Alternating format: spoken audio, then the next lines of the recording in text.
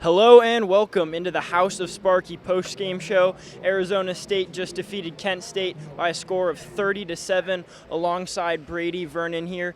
Brady, Jaden Daniels' first career game as a Sun Devil, first true freshman to ever start a football game at quarterback for Arizona State. What did you see from him? Basically the same thing is the reason why he won the job. He was very safe with the ball tonight.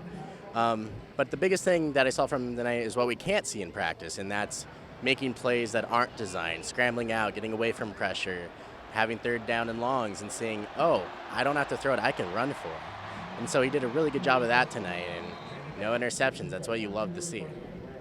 When you look at Jaden Daniels tonight, you saw some great escapability, and the reason he was under so much pressure probably comes from that offensive line dealing with some injuries recently and some uncertainties there.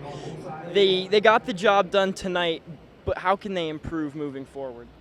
Well, for those that don't know, it was reported before the game that the prompted starting center, Cade Cody, had a broken foot on last Sunday, and so they put in true freshman Jonathan West there at center.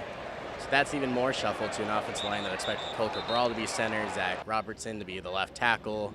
They still haven't solidified who is the right guard between Roy Hemsley and Jared Bell. So it seems it's going to be a moving puzzle piece the entire season. And that helps when you have a mobile quarterback. Say if a guy like Joey Yellen, who isn't as quick as on his feet, was the starting quarterback, I think it'd be a bigger issue than it is. But Daniels proved tonight that he can make the best of what he's given. Staying on the offensive side of the ball, the biggest highlight had to be that Brandon Ayuk touchdown. He was really exciting to watch all night long. What can we expect from him the rest of the year as he's kind of moved into that number one receiver role with N'Keal Harry now in the NFL? Well, that goes back to the offensive line plays. Daniels gets sacked on the first down play, and then second down, Rob Likens throws a screen to Ayuk, who is great in space because he uses his speed. And as soon as he got space, he ran it 77 yards, and no one caught up to him from Kent State.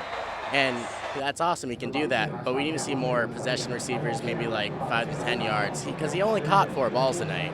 Now, they were up most of the time, so maybe the game that's trailing, he steps up like that. But he's showed good things, but there needs to be more to be that number one wide receiver. On the defensive side of the ball, Arizona State was effective. They only allowed 7 points. They swarmed to the ball, but definite room for improvement.